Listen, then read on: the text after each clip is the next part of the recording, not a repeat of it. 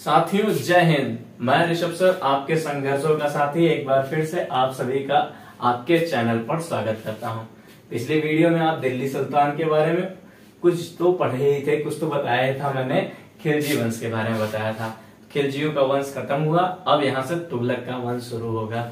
खिलजी के वंश में जो अंतिम शासक था मुबारक खिलजी, उसकी मृत्यु के बाद क्या हुआ कि शासन में अराजकता की स्थिति आ गई।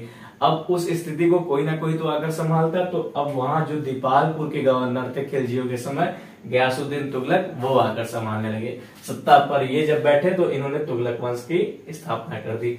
तुगलक वंश 1320 से 1414 ईस्वी तक था। सोचिए, कभी कभी अवसर प्राप्त हो जाता है राजा बनने का, आपको अवसर का इंतजार करते रहना चाहिए। रख हौसला, वो मंजर भी आएगा, प्यासे के पास खुद चलकर समंदर भी आएगा।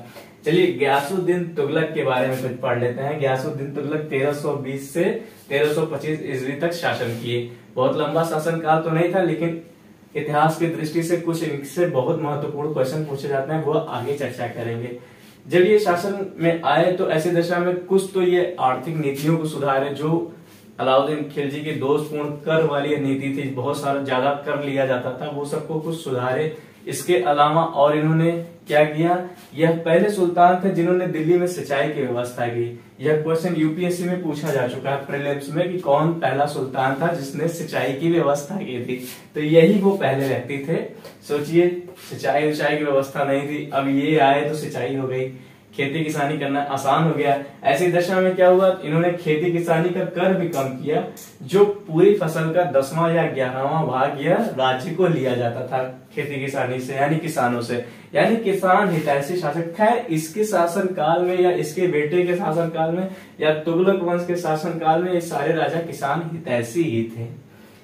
तो इसके एक बार ये बंगाल विजय पे गया था, वो बंगाल जीत कर जब लौटने लगा तो इस जश्न को सेलिब्रेट करने के लिए इसका लड़का मोहम्मद बिन तुगलक यानी जौना खान ने पंडाल वंडाल लगवाया था, बहुत व्यवस्था की थी।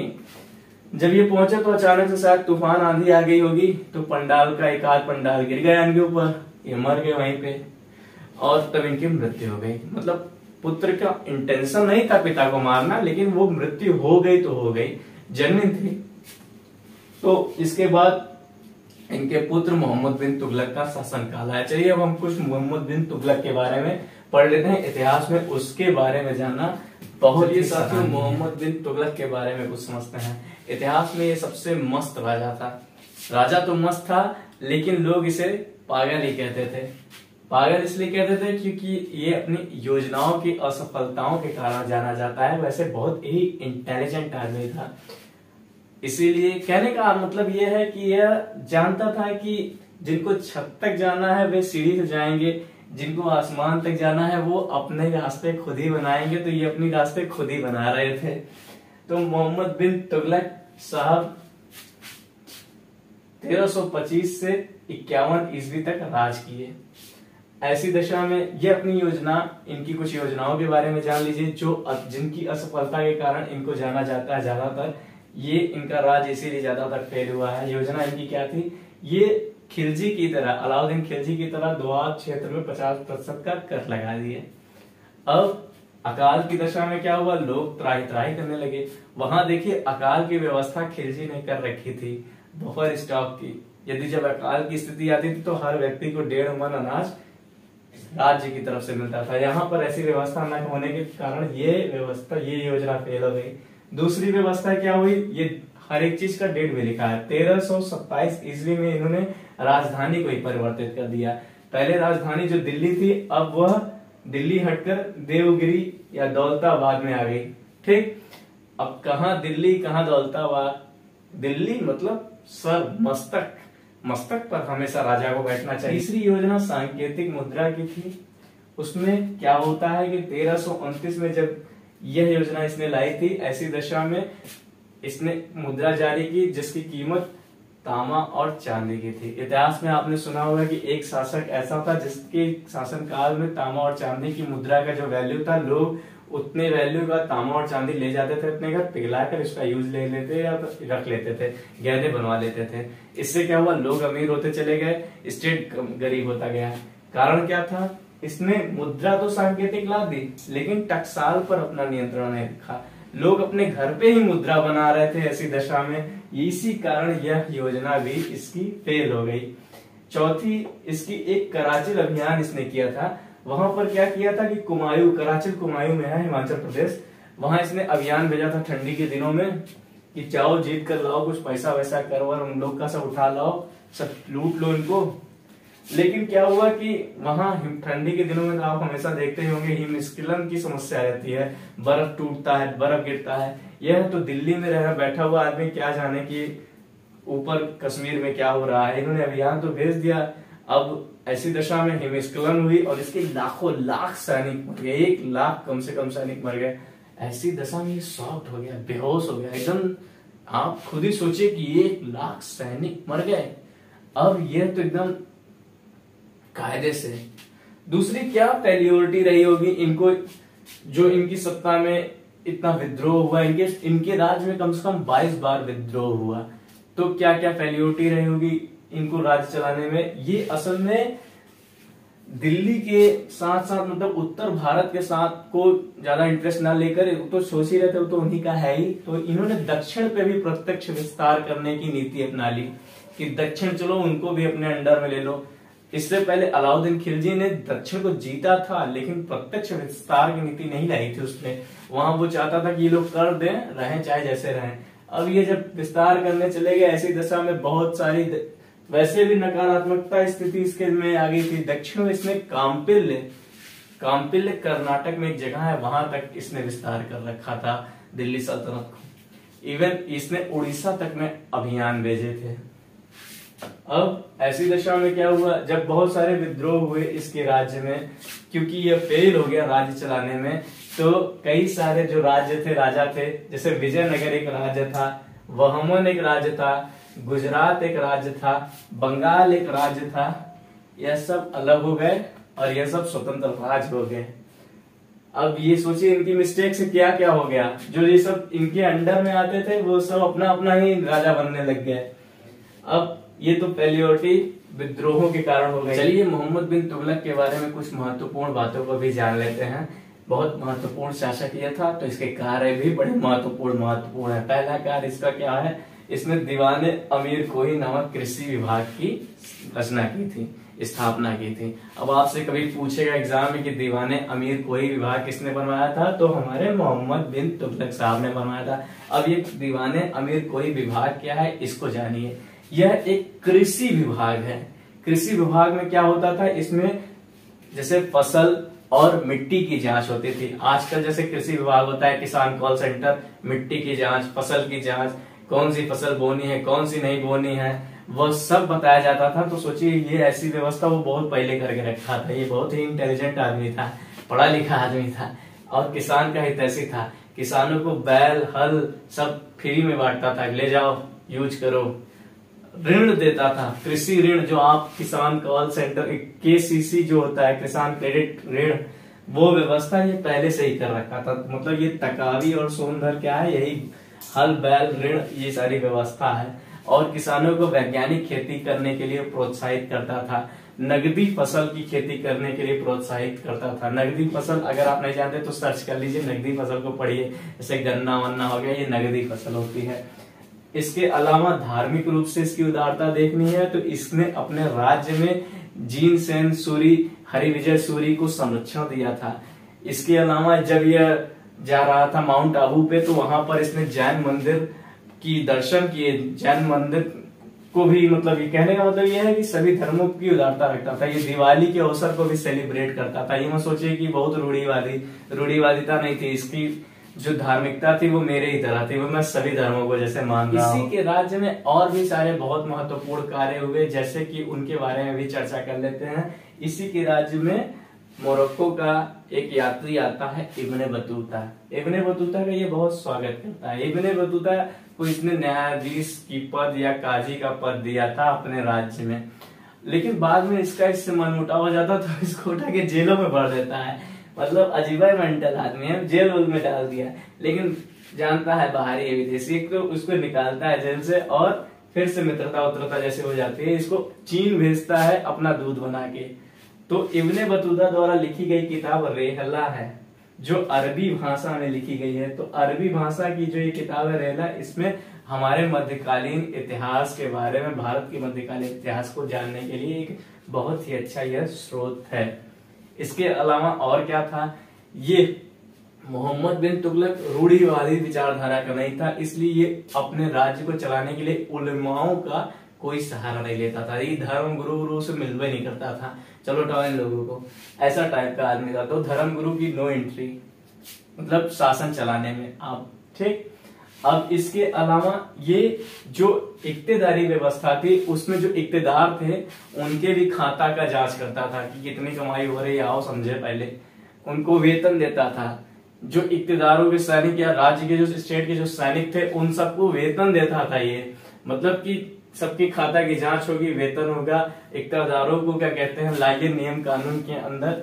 और इक्तेदारी का जो पद था उसमें जो 100 गांव, जैसे 100 गांव को लेकर उसने एक नई पोस्ट बनाई जिसका नाम था अमीर सादान। तो ये अमीर सादान क्या थे, 100 गांव के ऊपर एक अधिकारी जो होते थे, ये अमीर सादान है। ऐसी व्यवस्था भी उसने कर रखी थी। चलिए आइए अब हम लोग कुछ मोहम्मद बिन तुगलक के बाद, इसके बाद जो शासन में आए उनके बारे में चर्चा करते हैं। साथियों अब हम लोग कुछ फिरोज शाह तुगलक के बारे में चर्चा कर लेते हैं। फिरोज शाह तुगलक 1351 से 1388 ईस्वी तक राजा रहा, मतलब दिल्ली का सुल्तान रहा। इसने जब ये राजा बना, ऐसी दशा में क्या हुआ कि लोग, जनता बहुत परेशान थी अपने राजाओं से, क्योंकि इतने सारे कर मोहम्मद बिन तुगलक ने थोपे और इतना ज्यादा लोगों को परेशान किया कि उसके राज में 22 बार विद्रोह हुए। तो इसकी दिशा में क्या हुआ, यह जब राजा बना तो ऐसे में बहुत सारे लोग संतुष्ट थे, तो ये बेचारा पहले उनको संतुष्ट करने में लग गया, तुष्टिकरण की नीति अपना ली। इसके साथ साथ ये थोड़ा धार्मिक रूप से रूढ़िवादी था। तो इसने क्या क्या किया, पहले जब ये राजा बना तो उस समय मोहम्मद बिन तुगलक के टाइम में 24 कर लगाए गए थे। उन 24 करों को हटाकर इसने 4 तरीके के कर लगाए। चारों तरीके के करों के बारे में चर्चा कर लेते हैं। आपसे भी क्वेश्चन मेंस राइटिंग में चारों करों के बारे में पूछ सकता है, या पूछ सकता है ये 4 कर किसने लगाए। तो पहला कर था जजिया। जजिया ये गैर मुसलमानों के ऊपर लगा हुआ था, सुरक्षा की व्यवस्था की, वो यहाँ रह रहे हैं, सुरक्षा उनकी की जाएगी। तो गैर मुसलमानों को, मतलब जैसे हिंदू है तो उसके ऊपर जजिया कर लगाया गया था, धार्मिक रूप से कर है। दूसरा जकात, जकात मुसलमानों के ऊपर लगाया था, उनकी पूरी आय का 2.5% इसकी रेटिंग थी। और खराज क्या था, यह भू राजस्व कर था, मतलब होम टैक्स, हाउस टैक्स, भू राजस्व कर। और चौथा खुम्स था। खुम्स की चर्चा हमने अलाउद्दीन खिलजी के बारे में आपसे करते समय बताई थी। खुम्स क्या है, युद्ध में जीता हुआ जो संपत्ति परिसंपत्ति प्राप्त हुई है उस पर जो उसका 1/5 भाग स्टेट को देना पड़ता था टैक्स के रूप में, और बाकी 4/5 भाग मिलिट्री यूज करती थी, वही खुम्स टैक्स है, उसकी चर्चा यहाँ पर करनी है।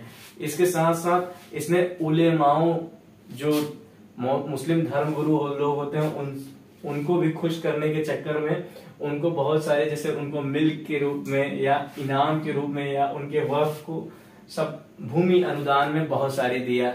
और न सिर्फ अनुदान भूमि दिया बल्कि उनका परामर्श भी स्वीकार करने लगा राज्य को चलाने के लिए, जैसे वो भी खुश रहे। ऐसी दशा में इसकी रूढ़िवादिता या धार्मिक रूढ़िवादिता, राजा को कभी रूढ़िवादी नहीं होना चाहिए, राजा को हमेशा उदार होना चाहिए। मोहम्मद बिन तुगलक के अंदर यही खास बात थी कि वो बंदा उदार था, मस्त था, जिसकी मस्ती जिंदा है उसकी हस्ती जिंदा है। अब ये थोड़ा रूढ़िवादी हो गया, इसीलिए तो ऐसी दशा में क्या होता है कि एक ब्राह्मण व्यक्ति ने कुरान के बारे में कुछ अनिंदनीय वाक्य कह दिया तो उसको इन्होंने जिंदा जला दिया। ये सब इनकी रूढ़िवादिता को दर्शाता है। ऐसे में क्या होगा कि हिंदू लोग तो वैसे भी इससे डराएंगे। खैर वो नहीं समझना है, आगे हमें जानना है क्या क्या किया इसने कुछ बहुत सारे महत्वपूर्ण कार्य किए। जैसे उसमें एक कार्य था जो इक्तेदारी व्यवस्था थी, उसमें जैसे मोहम्मद बिन तुगलक ने तो सबको वेतन देने लगा, सबकी खाता की जांच करने लगा, तो ऐसी दशा में वो भी बहुत नाखुश हुए, असंतुष्ट हुए, तो उनको भी ये खुश करने में लग गए भाई साहब। इन्होंने क्या किया, इक्तेदारी व्यवस्था को वंशानुगत कर दिया। वंशानुगत होने से क्या हुआ कि उनका बेटा इक्तादार, उनका बेटा इक्तादार, ये व्यवस्था आ गई। और उस समय उस इक्तादारी व्यवस्था का नाम परिवर्तित किया, क्या नया नाम था, वजहदार बना दिया गया, वजहदार हो गए वो सब। ठीक, और इसने कुछ महत्वपूर्ण कल्याणकारी कार्य भी किए। उन कल्याणकारी कार्यों के बारे में आइए हम चर्चा कर लेते हैं। इसने क्या क्या काम किए। यह दिल्ली का ऐसा सुल्तान था, इसने कई सारे सिंचाई विभाग खुलवाया, मतलब कई सारे सिंचाई की व्यवस्था कराई, मतलब सिंचाई के लिए बहुत काम किया, किसानों के लिए कार्य किया। और इसने हर्ब ए शक नामक एक कर निकाला जो कि किसानों को देना पड़ता था अपने उत्पादक का 10%। ठीक, उत्पादन का 10% कर हर्ब ए शक। अब आपसे पूछा जाए क्वेश्चन में प्रीलिम्स में कि हर्ब ए शक क्या है, आप बता दीजिएगा, और किसने लगाया ये भी बता दीजिएगा। इसने और क्या क्या काम किया। इसने दीवाने बंदगाह नामक एक और विभाग बनाया जिसमें 80,000 लेबर सैनिकों को सबको लेकर उनको भी काम देने की व्यवस्था, जैसे एक इंडस्ट्री टाइप का इसने उस समय ही बनवा दिया। और इसने क्या किया, दीवाने खैरात विभाग, लड़कियों की शादी वादी करने के लिए या लड़कियों के लिए ये व्यवस्था थी, जैसे उनकी शादी में जो पैसा ऐसा लगता है जो आजकल की सरकारें चलाती नहीं कि विवाह के समय 2 लाख रुपए 3 लाख रुपए सरकार देती है अपनी तरफ से, ऐसी व्यवस्था इसने बहुत पहले ही कर रखी थी। दीवाने खैरात विभाग में जब बेटियों की शादी होती थी तो ये स्टेट की तरफ से पैसा जाया करता था। और इसने और क्या कल्याणकारी कार्य किया। इसने हज यात्रा जो जाता था हज पे यात्रा करने, उसको सब्सिडी देने की व्यवस्था इसने ही सर्वप्रथम की। ये आपसे बहुत महत्वपूर्ण क्वेश्चन है कि कौन सा दिल्ली का सुल्तान हज की सब्सिडी माफ कर दिया था, सब्सिडी देने लग गया था हज में, वह यही व्यक्ति थे, हज की सब्सिडी ये दे रहे थे। और इसके साथ साथ दिल्ली के आसपास इसने बहुत सारे बाग बगीचे लगवाए, जिसका फायदा ये हुआ कि वहां से कम 6 लाख रुपए प्रति साल बढ़िया कायदे से आय आ जाती थी। बहुत पैसा मतलब आने लगा, कम बहुत ही खेती किसानी मतलब बहुत सारे पेड़ पौधे लगाए तो उसका भी फायदा लाभ इसको आने लगा। और इसके साथ साथ एक और कल्याणकारी कार्य इसके बारे में जान लीजिए। इसने जौनपुर, हिसार हरियाणा में पड़ता है, फतेहाबाद, फिरोज शाह कोटला दिल्ली में है, फिरोज शाह कोटला दिल्ली आप सुने भी होंगे।